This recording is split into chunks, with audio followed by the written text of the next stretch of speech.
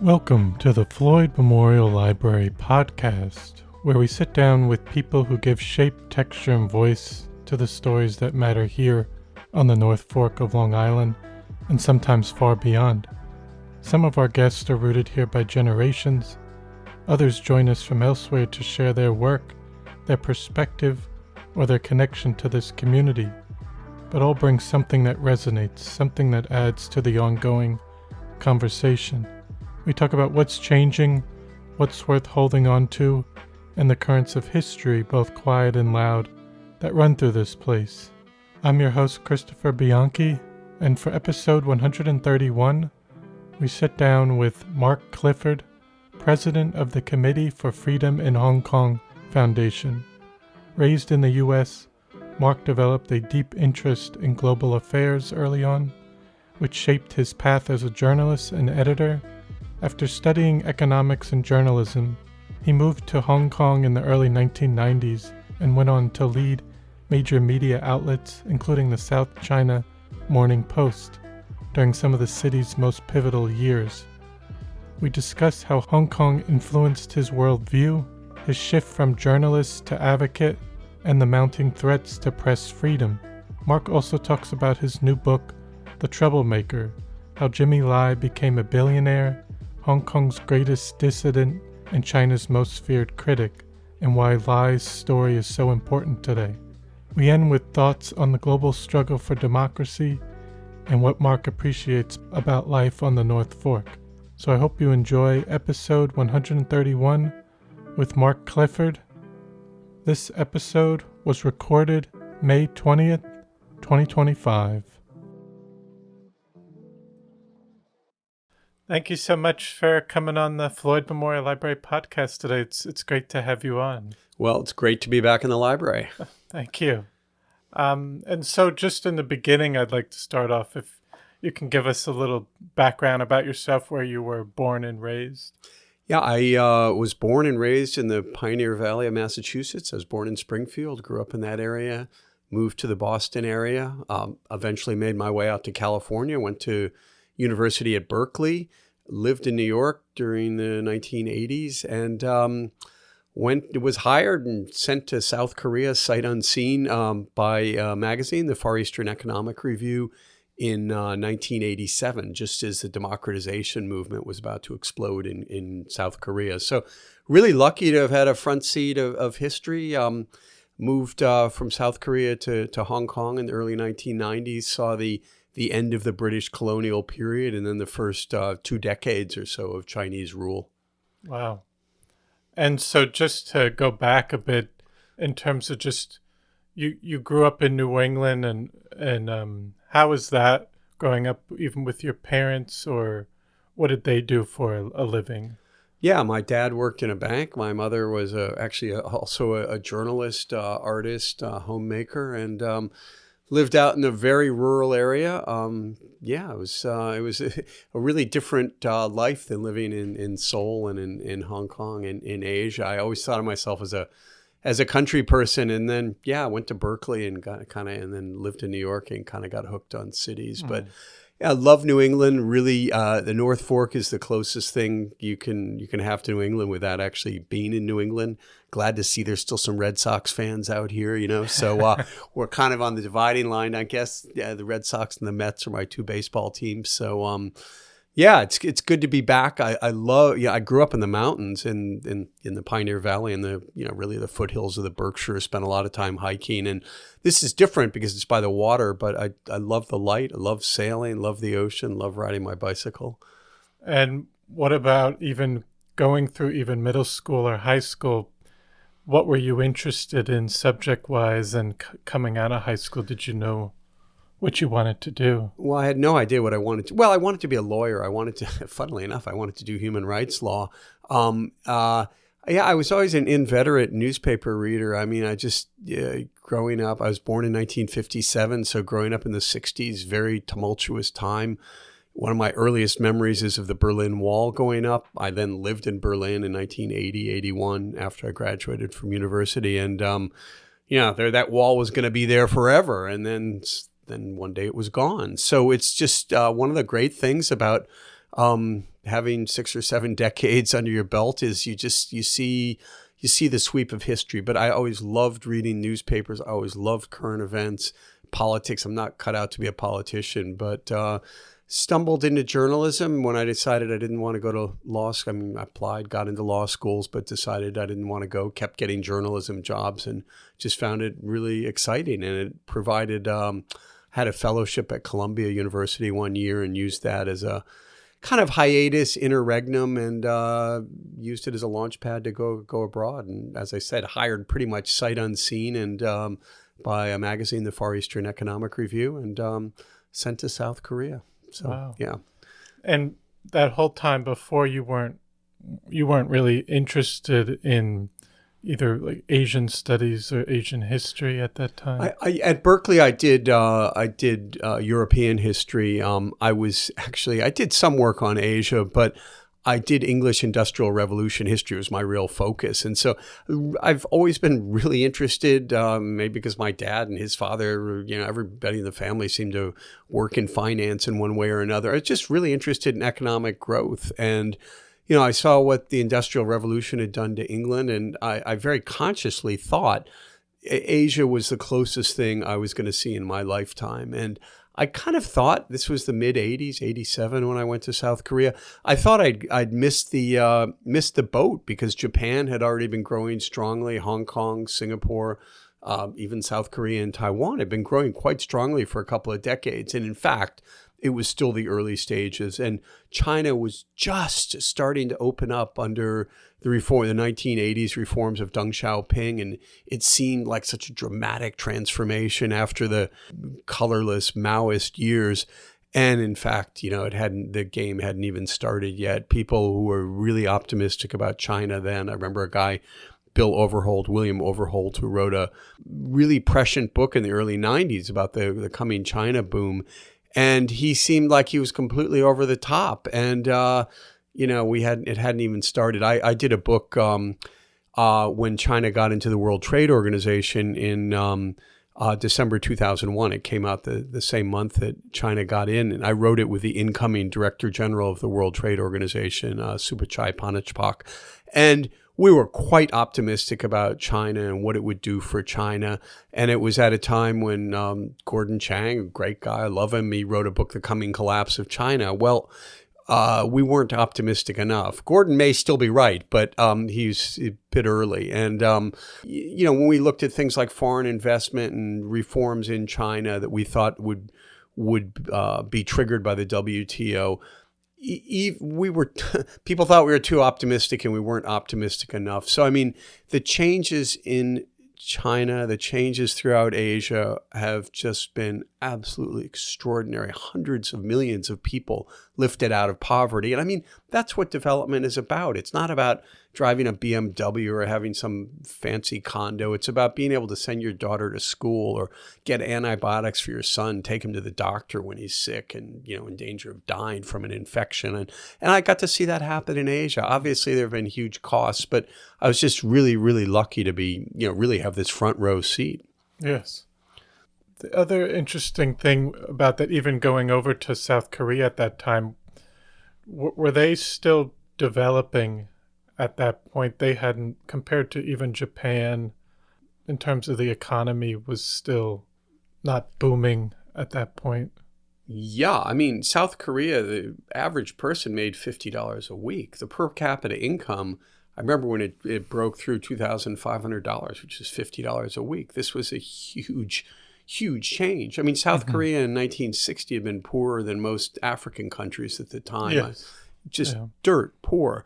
And by the mid-'80s, it was wealthier. They were starting to export cars to the U.S. They were starting to make semiconductor chips, but people kind of laughed at them as a wannabe Japan. The idea that Korea would be exporting movies, winning Oscars, you'd have things like K-pop and culture. That was beyond anyone's imagination. And so exactly How long were you in South Korea? I was there for 5 years, from 1987 to 1992.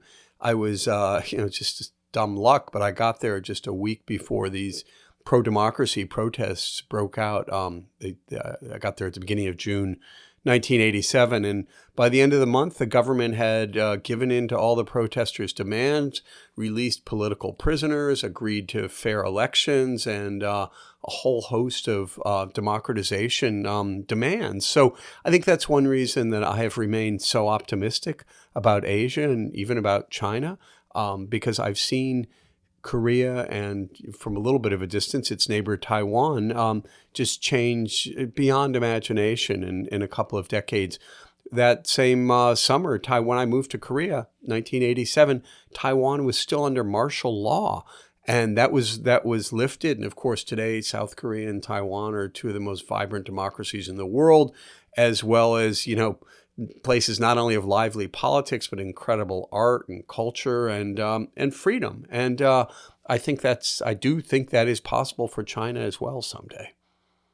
Did you get to visit China early on at that point in the 80s or 90s? Early 90s. My first trip to China was in 1992, I believe. Could have been 1993. And how was that experience? Well, there was there weren't really any shops. There weren't really any foreign shops at night. It was just dark. There weren't really lights. There'd be, it was kind of the stereotypical dim light bulb hanging in a store if it were open. There weren't really restaurants. You'd have to go eat in a hotel or at a, like a hawker stall.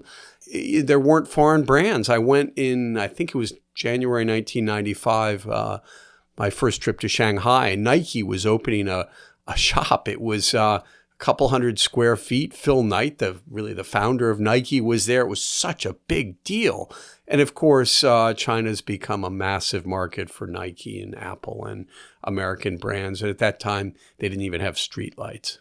Yeah. Well, I guess after that, how did the opportunity come about for you to get the job in Hong Kong? Yeah, it was the same magazine. So the Far Eastern Economic Review was based in Hong Kong. So they'd sent me to the Seoul branch, and then they gave me a job based in Hong Kong, but covering the whole region from India up to Japan. So really nice chance to see, a whole swath of East Asia. Yes. And even at that time in Hong Kong, that was like a totally different experience from even China and South Korea. Yeah, we used to, when we would come down from Korea, you couldn't really buy cheese in Korea. You couldn't, happen to be a dairy person. It was just, Hong Kong was like the land of freedom, neon signs. It was like a kind of a mixture of New York and San Francisco, fantastic bay and ocean, 3,000-foot mountains. And, dynamic free press. You could talk to anybody. You could meet big business people, just anybody. Very open, free society. And if you'd told me that 30 years on, the New York Times would have moved its Asian editorial headquarters from Hong Kong to South Korea because Hong Kong was repressive and South Korea was free, I would have thought you were on drugs. Mm-hmm. And that's what's happened. That's, so history can go both ways, Yes. I tend to be an optimist who thinks that, the arc of history is moving towards, more freedom, more justice, more liberty, but it's not always like that. And at that time, even in the early 90s, did you feel like, in terms of the talks that were going on with the British and China, were you seeing that as that was definitely going to happen, with they were going to give it over to China? Yeah, well, this actually, funnily enough, the first time this was really on my radar screen was the year that I spent at Columbia in 1986-87. It was right after, shortly after the British and the Chinese had signed the handover agreement. And I remember a guy in my class from Hong Kong, he was just so worried. And to me, it seems so abstract, and I didn't know. I thought I knew about China, but I really didn't. I thought, those guys are reforming. Like, what's to worry about? And then I got there, and of course, I moved in 1992. That was 3 years after the Tiananmen killings in China, where a couple months of democracy protests had resulted in a very deliberate policy of killing hundreds, maybe thousands of people to really cow the pro-democracy people into submission. And, it worked, at least it's worked so far for the Chinese. So Hong Kong, of course, was just petrified. There were signs then that said, today's China is tomorrow's Hong Kong. And, the crackdown that people saw in Beijing is one that they worried would be repeated on the streets of Hong Kong. And, we haven't had tanks in, we haven't had hundreds or thousands of people killed, but we've had a very similar political crackdown in Hong Kong in the last couple of years. So, yeah, I moved there almost 5 years, almost to the day before the handover. I came about a month before the last governor of Hong Kong, Chris Patten, and Patten really pushed to try to institute more democracy. Okay, it was after 150 years of British rule, a little bit late, but he tried hard. He's been a great fighter for Hong Kong, continues to be a great fighter for Hong Kong. And the Chinese just tried to destroy him. And it was really scary to watch the power politics and the way in which they got the local Hong Kong business elite in particular to line up against the British, people who had benefited from the rule of law and everything that made their businesses successful. They were like sunflowers. They just flipped from the British to the Chinese. Mm. But did you see a transition even in the journalism at that time from, say, 1997 to 2007? Yeah, well, it started even before that. The first time that I met Jimmy Lai, who's the subject of my book, of course, was autumn 1993. And he had after the Tiananmen killings, he had started a magazine. It had been pretty successful by the time I met him. And he had plans to start a newspaper. Honestly speaking, seemed a little bit crazy, right? I mean, here we are, just a couple of years till the handover. That the communists do not like free and independent media. And here's this swashbuckling entrepreneur who's never run a newspaper, just set up his first magazine, and he's going to come in and be peddling freedom and democracy. Seemed pretty gutsy. But over lunch, he explained to me the business strategy behind it. And he approached it first as a business. And what he said, which is still true, which is Hong Kong people want democracy. We had just had the first free, open, territory-wide elections in Hong Kong in 1991, so a couple years, not even 2 years earlier, I guess. And about 6 out of 10 people voted for the pro-democracy camp. It really shocked everybody, especially the British and Chinese elite. And Jimmy said, look, people want democracy. Every other newspaper publisher is pulling back. And he went through newspaper by newspaper. And Hong Kong's a big newspaper town. There are about a half a dozen major titles. And he went through, the owner and what they were doing to pull back and to try to accommodate the incoming communist Chinese rulers. And he said, look, I got a market. And you think of it in a way like Warren Buffett. It's like Warren Buffett always liked businesses that had a protective moat around them that made it really hard to compete. And the fear of the Chinese provided Jimmy with his protective moat.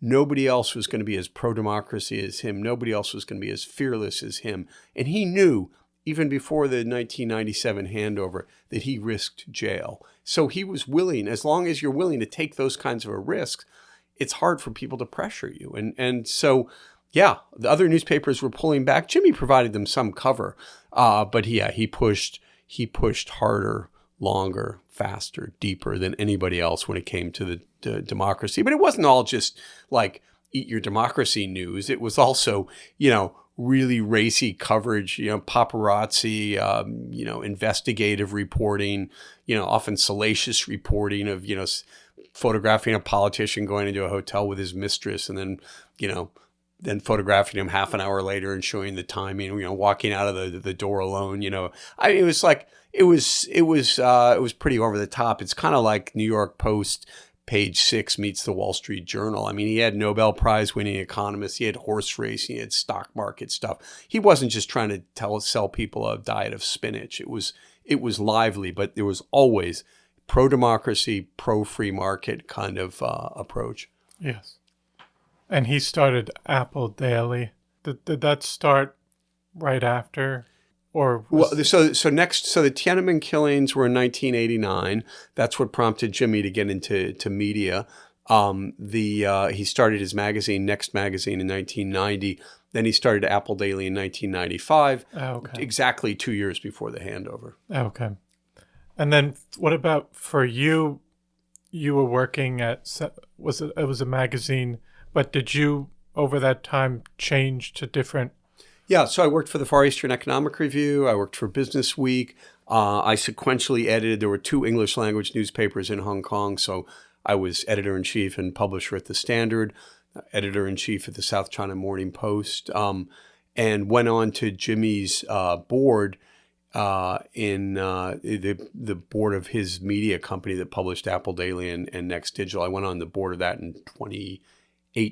So I'd already known him for about 25 years then, I guess. And it was interesting because, although we've gotten really, pulled into a very difficult political situation, I mostly joined because it was a fascinating business challenge of trying to move from print to digital. And Hong Kong was, although it's very digital in some ways, it was very slow to move from newsprint to pay, digital subscriptions. And another guy who joined at that time was the former publisher of the Wall Street Journal, Gordon Krovitz, who had been my boss at the Far Eastern Economic Review. So we'd both known Jimmy a long time. Mm-hmm. And Gordon, of course, had a lot of experience at the Journal of, building paywalls and things. And so, we were just interested in the challenge of trying to build a more digital media company. And we were doing a fantastic job until the government shut us down.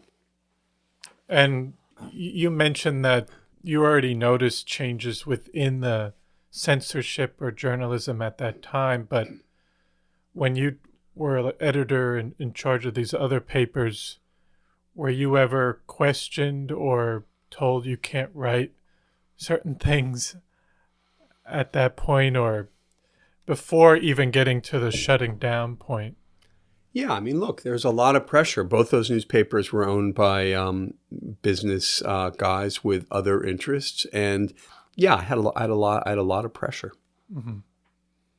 And you mentioned it briefly in the beginning, but how did the role shift from editor to more of an advocate and author, and what challenges have you faced in making that transition? Yeah, well, I mean, I've done a number of books. So the author part, I mean, it's always hard writing a book, but the author part was less of a transition.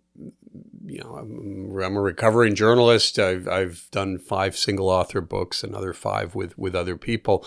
Always hard doing a book. But completely different being an advocate. And I'm like the Accidental Human Rights Act advocate. I was here when they shut the newspaper down. The government froze our bank account, and it's pretty disconcerting as a board member when I was still in Hong Kong in August 10th, 2020, when Jimmy was arrested at his home, handcuffed, manacled with his hands behind his back, driven down to his office, perp walked through the newsroom. Very gutsy staff. They did a lot to keep the police at bay. They were live streaming him on video as he was being perp walked through the newsroom. But the whole point was to show, doesn't matter how rich Jimmy Lai is, doesn't matter how powerful Jimmy Lai is, we will bring this guy to heel. And they let him out of jail. And he was just held for a couple of days. But the message was clear, and he had these very severe charges hanging over him, national security law charges. There had just been a national security law put in place on June 30th, 2020. So we're coming up on 5 years. And it was COVID, actually. So it was a funny time. And I took a trip to the States at the end of October. and had just bought a ticket to come back when Jimmy was arrested again, and this time they didn't let him out of prison. My name was mentioned in a very passing way in connection with him, but he and I have been doing weekly live streams, kind of like what you and I are doing, but with video as well. We'd sometimes have as many as 200,000 people watching. So I was kind of getting more and more identified with him in a public way, and it just didn't feel too nice to be mentioned in connection with my colleague who had just been put in jail. So I decided to stay in North Fork longer, and then a few months later, the bank accounts for the company were frozen, and so we had 600,000 digital subscribers, and we'd made an incredible transition from print to digital. And the credit card companies, the banks, wouldn't process the payments. They couldn't. The government told them that they'd be at risk of going to jail if they processed the payments. We couldn't pay our paper suppliers. We couldn't pay the electricity company. We couldn't even pay our staff. I mean, the staff part was the most annoying. We had the cash in the accounts, and we couldn't touch them. And so the government ultimately ended up taking us to the labor tribunal, suing us as directors because we hadn't paid people, despite the fact that the government wouldn't let us pay people. I mean, it was this kind of like Alice in Wonderland meets Kafka kind of experience. Mm-hmm. But yeah, they shut down the bank accounts, and we had no choice but to stop printing. Along the way, besides Jimmy, 6 other people were arrested and are still sitting in jail today, coming up on 4 years. 4 years this summer. They've all pled guilty, but they still have yet to be sentenced. Mm. I'm not sure I really answered your question. Like, what's it like to, how do I make this transition? So a group of us who'd spent time in Hong Kong just decided we're going to try to do something, embarrass the authorities. The Beijing Olympics 2022 Winter Olympics were coming up, and we just thought, how can you have a global financial center like Hong Kong, and yet they have political prisoners? They're throwing people like Jimmy Lai and our other colleagues in jail. This is just outrageous.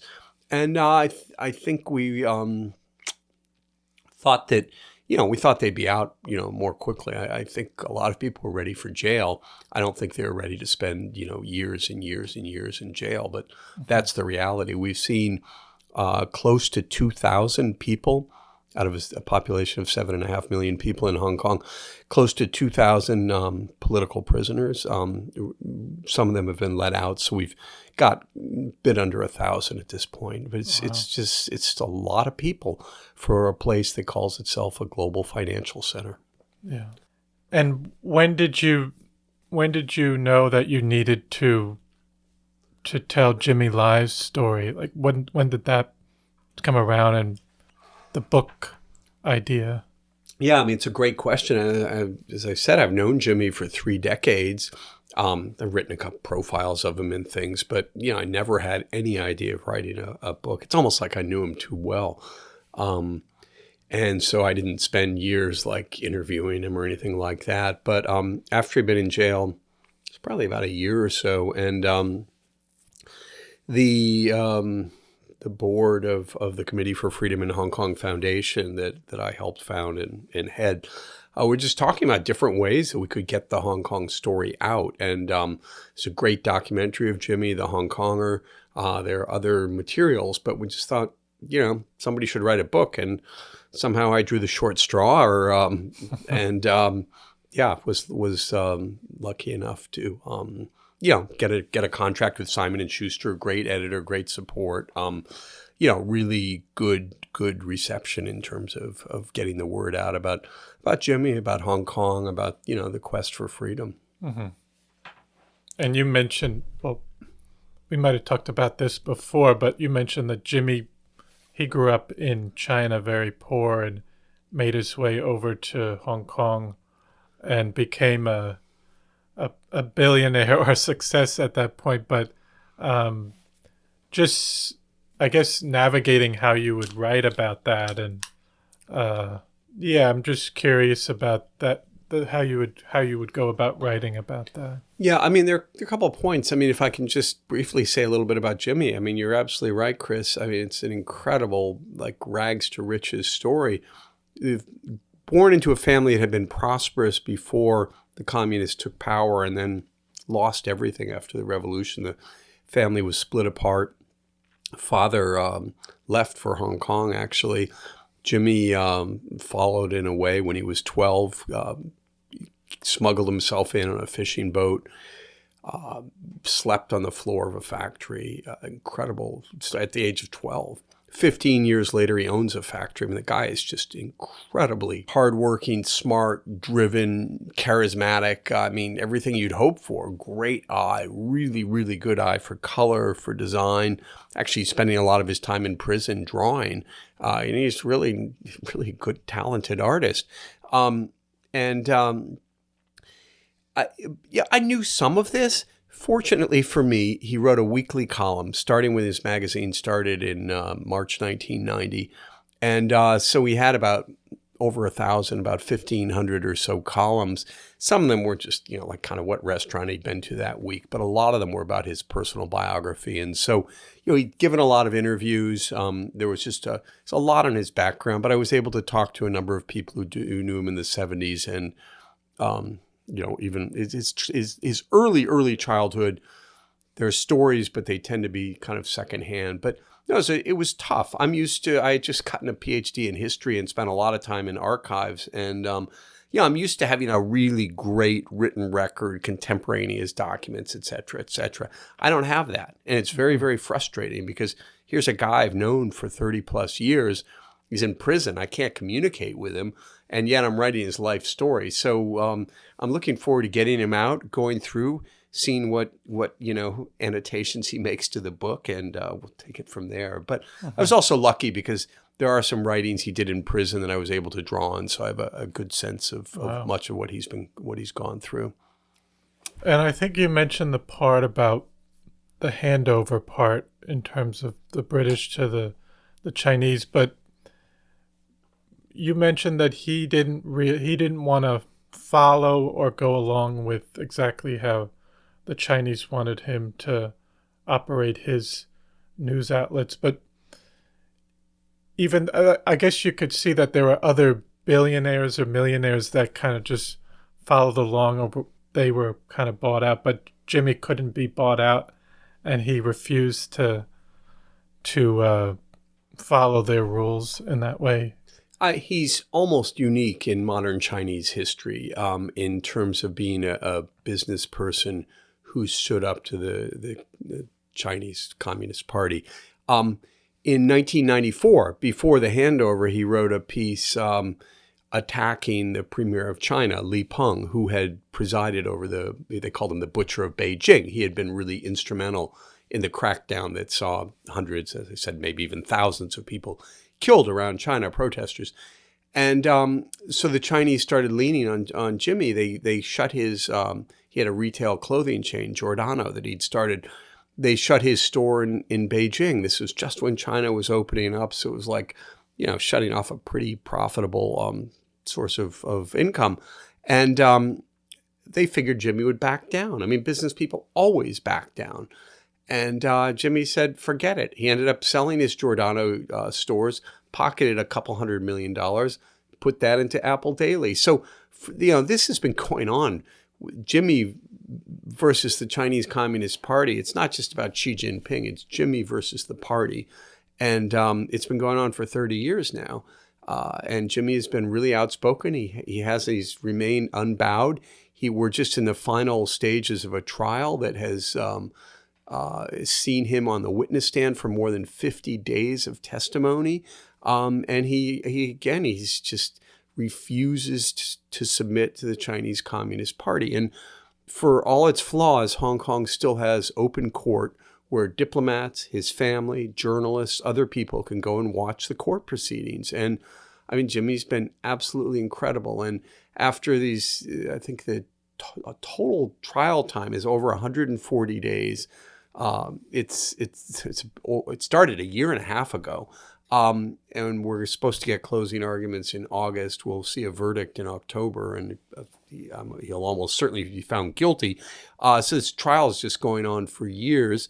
And Jimmy continues to maintain his innocence, and with good reason. All they can show is that he was a wealthy media guy who spoke his mind and believed in freedom and democracy. And that is guaranteed under Hong Kong's mini constitution, the promises that the Chinese made to Britain and to the people of Hong Kong, that their freedom would remain intact. And China's broken those promises, and I think Jimmy is showing that very, very forcefully. But this isn't something new. This isn't just something from like the last couple of years.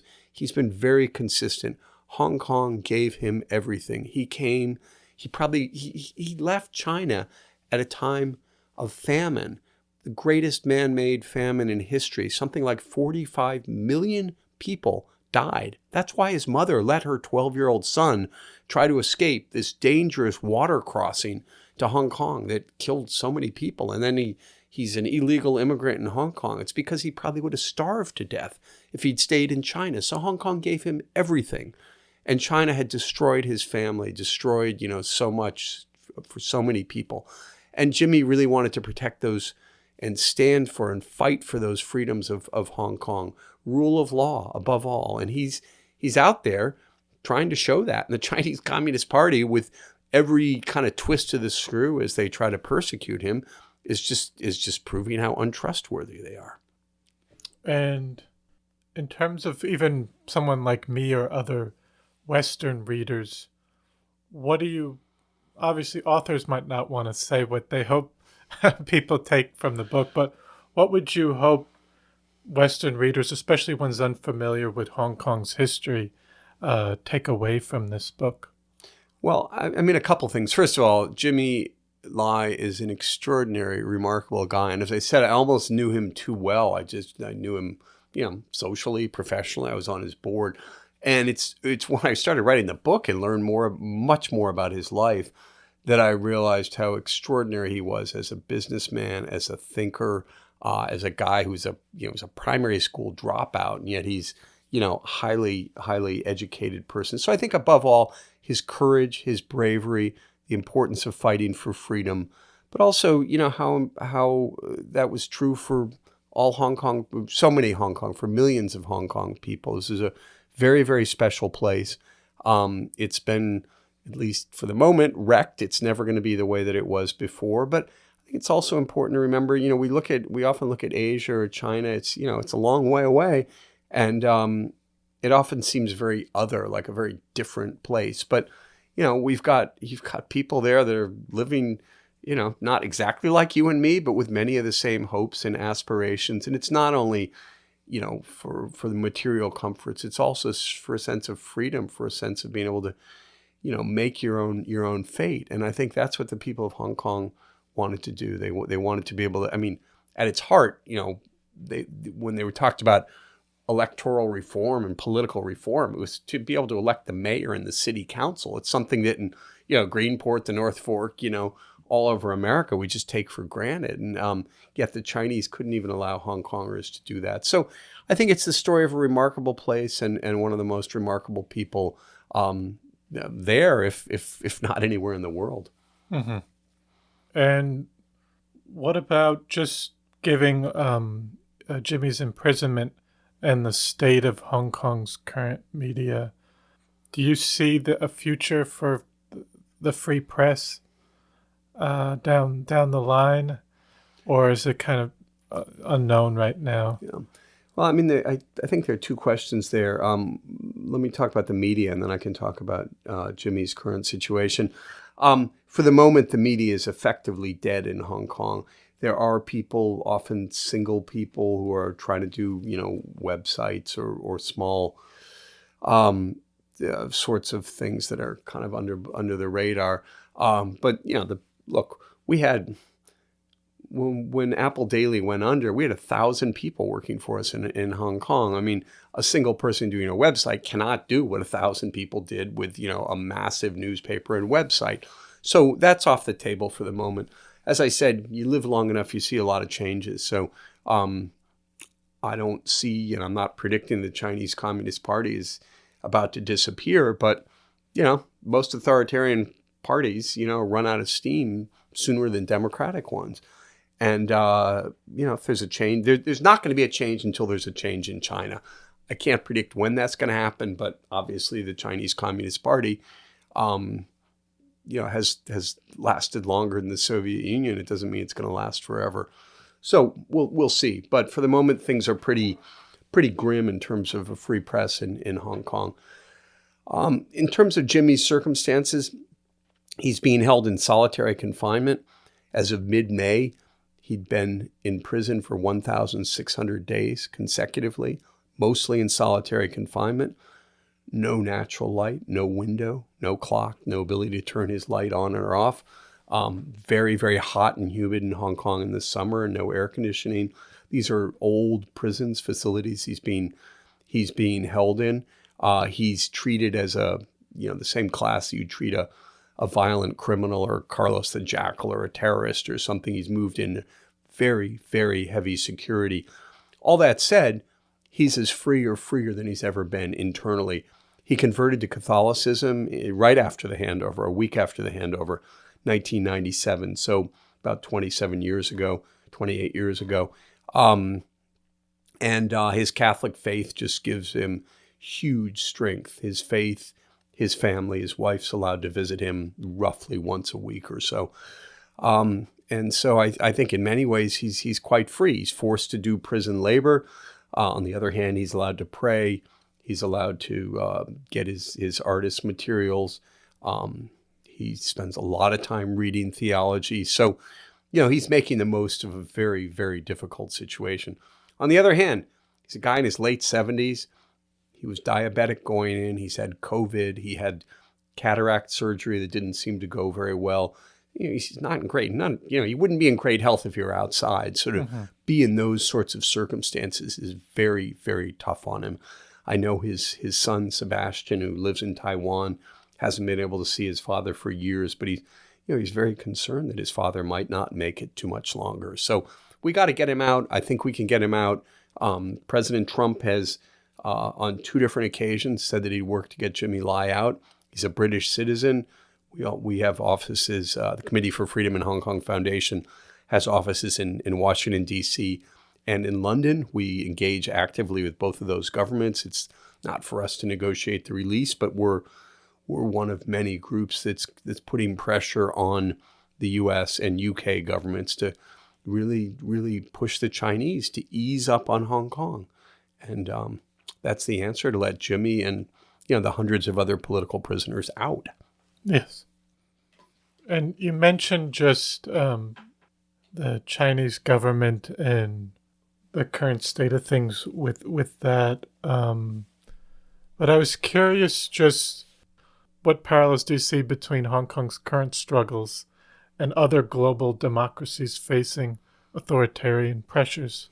Yeah, it's an interesting question. I don't see exact parallels, but I do have to say that the speed with which the Hong Kong elite, including, notably legislators, judges, and prosecutors, I really think that people involved at the heart of government and the legal system, and their willingness to cave into pressure from China was just made the crackdown so much easier. So I think that if there are any kind of lessons, it's that it really matters when individuals stand up. It really matters when institutions stay strong. And if institutions cave in, the individuals make up those institutions, then it's just that much easier for authoritarians to take over. And, the world is, democracy is, seems to be on the retreat. Obviously we've seen some other signs with some of the elections. The Canadian election was very interesting. There are people who are standing up, but it's tough. And I think also just the importance of institutions, and people always talked about the rule of law as the most important thing in Hong Kong that set it apart from China. There are lots of things, but at its heart, rule of law and a good, non-corrupt civil service. And when those things go, it's all over. And so when you politicize the courts and a guy in power, a woman, anybody in power can tell judges what to do, there's really no hope for anybody to stand up. And, they either have to leave or they have to go to prison or they have to shut up. And even, I guess, from just looking at separate from Jimmy, but just the economy in Hong Kong, and is there some problems going on right now, even, I guess, more so than when it was under British rule, with income inequality and extreme wealth?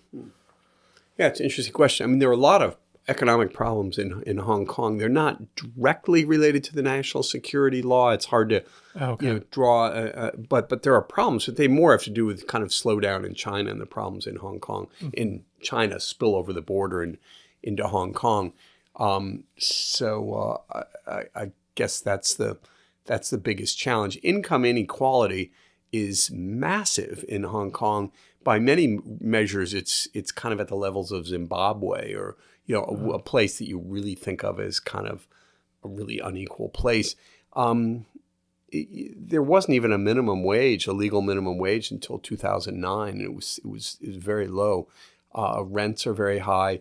That's kind of ameliorated because about half the population lives in public housing, which is kind of a surprising thing to many people who think of Hong Kong as a really laissez-faire, free market place. But essentially, to keep political peace, the British government realized that it had to do something about housing, and it had a huge public housing program. Medical care is more or less free. There's a decent, really quite a good medical system. Again, like in many places, the basic care is free. If you really want good care, you pay through the nose for it. Transportation's pretty cheap. So, in a way, people are kind of like there aren't people starving in the streets. I mean, you walk on the streets of Hong Kong, it's not like walking in the streets of New York. You don't see the same kind of abject poverty. Mm-hmm. But the statistics show that the income inequality, that's partly because there's so many billionaires, squillionaires in Hong Kong. The last time I looked, there were like 3 dozen or something. I mean, it's like more than most countries. Wow. And it's this little city of 7 million people. And even, I guess, this could be through the 2000s and 2010s before you came back here, but even just talking with people, everyday people on the streets, do they miss when it was under British? That's a really good question. Surprisingly, yes. I mean, I'm not, as an American, we got rid of the Brits, 250 years ago and almost. And so, I think a lot of Americans lived in Hong Kong it was mixed, but British colonialism wasn't so great. It was a very racist place. I mean, it had been incredibly, it just all the power was held by the Brits, and there was a lot of racism. And I think people kind of were like, okay, time for the Brits to go. Too bad we can't decide our own fate. Too bad we're going to be under the thumb of the communist Chinese, who we all escaped from. Pretty much everybody in Hong Kong or their parents or grandparents fled China. And after the Chinese crackdown was more apparent, you actually started seeing people at protests carrying around British colonial flags. That drove the government absolutely nuts because, part of the problem with authoritarian, totalitarian governments is that everybody lies. And so this has always been an issue where the leaders in Beijing had no sense of Hong Kong and of Hong Kong's people's aspirations. As I said earlier, I don't think, in a different context, I don't think that the Hong Kong elite really had any sense of what people wanted. They're always shocked that people vote for democracy candidates.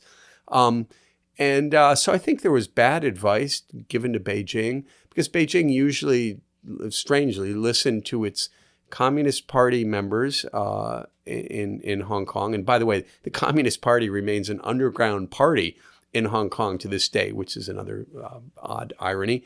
And it listened to the business community. And neither of those were particularly in touch with ordinary people. And so there was this kind of fiction that Hong Kong people were going to, just be so happy when the British left and they could be part of the motherland, they could be part of China. And yes, there was a lot of that. And I think a lot of people, the first decade or so, polls show peaked in about 2008 when the Beijing Olympics were held. There was a much increasingly strong sense of being Chinese rather than just being Hong Kong. And that's plummeted. Now people are like, I'm a Hong Konger. And actually this came up at Jimmy's trial. Jimmy said, I'm a Hong Konger. And then the judge said, you're Chinese. He said, I'm a Hong Konger. Then the judge said, are you yellow? Like, are you yellow? And I don't know, that's just such a strange and racist kind of comment. I don't know what it would mean if you're like Japanese, Korean, Vietnamese, others, quote unquote, so-called yellow people. But this judge is, the way this is thought about is very odd. But anyway, the communist Chinese just thought everybody was going to welcome being Chinese again. And they didn't, because Hong Kong has a very, very different and separate identity than mainland China. It wasn't part of mainland China for 156 years. And Hong Kong was an oasis of tranquility, except when the Japanese invaded during World War II and occupied it. But it was an oasis of tranquility in a really troubled country. And Hong Kong people welcome that.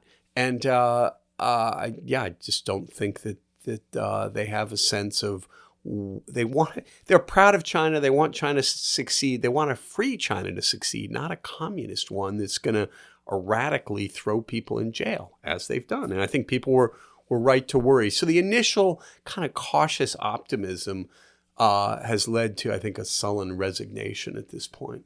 Yeah, no, that's interesting. And then I had one other question with Jimmy Lai. This one might be kind of tough, but if he could speak freely to the world right now, what message do you think he'd want to send? That is a good question. I think the message that he'd want to send is keep fighting for freedom.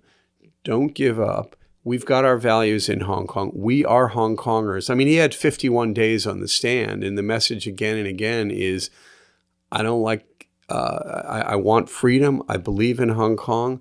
We're Hong Kongers. We have our way of doing things. We believe in, he talked again and again about Western values.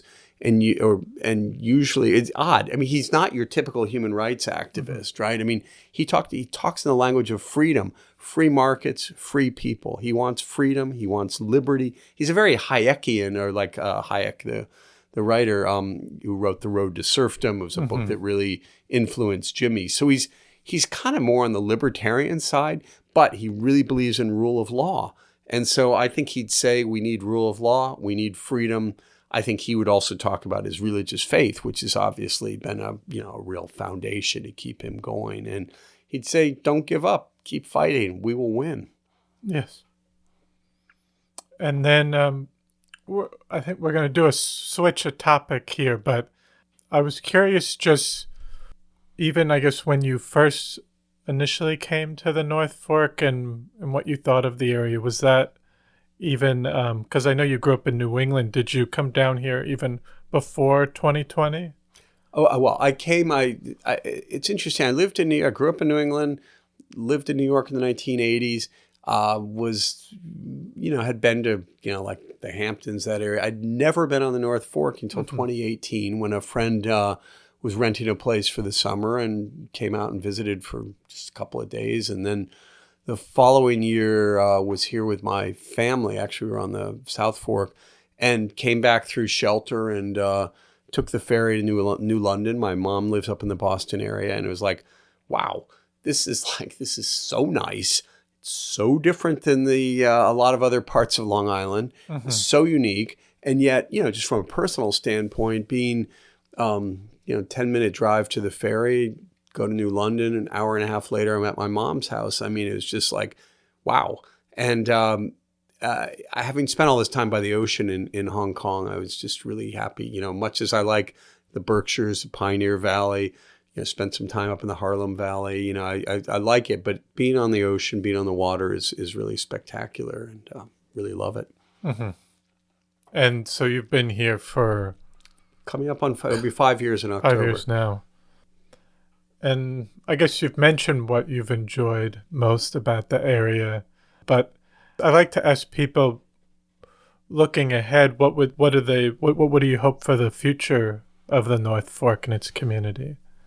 Wow, tough question. I'm glad to see a lot of people are grappling with that. I mean, clearly we need, the whole country, the world seems like it needs housing. So how do we keep this incredible nature? And I don't really need to go on about the water and the land and the light, and the extraordinary agricultural bounty, and yet still have a pathway for people who want to live here and raise their families. And so I don't know, just getting the balance right. Like I think what Peconic Land Trust has done over the last, I guess, almost 40 years or more than 40 years, been extraordinary. And I think the fact that we've still got working farms going, that it's not just, land that's being preserved, left as woods and, for people to go hiking in, but people are really working it, is terrific. So I just hope that we can balance the needs of, seemingly a growing population and finite resources. I mean, we have water issues. Obviously, we've got housing issues. So it's tough. And I've noticed, okay, I came at the end of the first COVID year. It was pretty quiet back then. And, it's not anymore. I live just off Route 25 in East Marion. And, it gets pretty busy in the summer with the ferry traffic in particular. And, I mean, again, it's great to see the business, great to see Greenport thriving and seemingly growing. But yeah, how do you keep what's so special about it and yet not feel exclusionary and shut people out?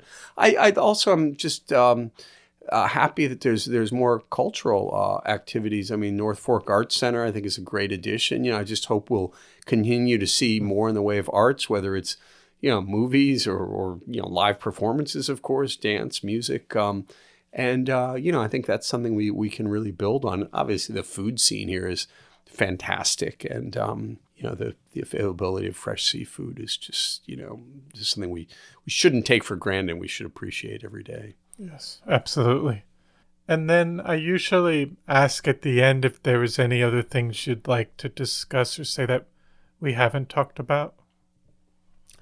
That's tough. I just hope with it, we live in just an incredibly beautiful area of the world, and it's easy to kind of forget about what other people are up to. But I think, Chris, thanks to your interest in your podcast, and we've got a pretty engaged community here, and it's nice that the library provides a forum. This is the second book I'm going to be talking about, it's just good to try to balance the local and the international. And, I'm sure the people of Hong Kong and other places are, happy to know we're thinking about them and doing what we can to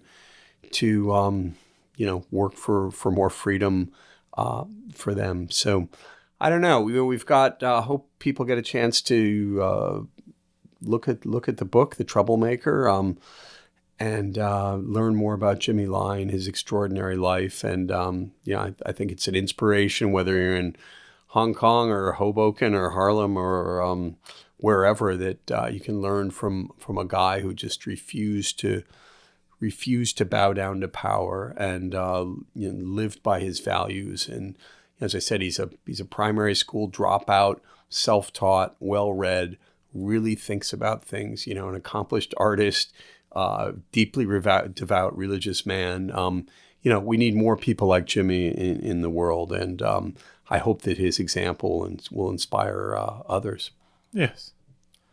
And then we're also going to have Mark out on Saturday, July 19th at 3 p.m. to talk about his new book, The Troublemaker. So if you're interested in talking with him in person and hearing more about it, definitely come out to the library then too. But I really want to thank you so much for taking the time to come on today and share your story and the work you've done to showcase what's going on in Hong Kong and Jimmy Lai's life. It's really important, and I want to thank you for coming on today. Well, thanks. It's been a wide-ranging conversation. You've really pushed into some corners that I have not. Most interviewers don't have the time or the skill to do. So appreciate your interest. You've got such a great library here, and it's just a pleasure to be part of this community. Oh, thank you so much. Well, I hope you enjoyed episode 131 with Mark Clifford. I want to thank you for listening to the Floyd Memorial Library podcast, and we'll see you next time.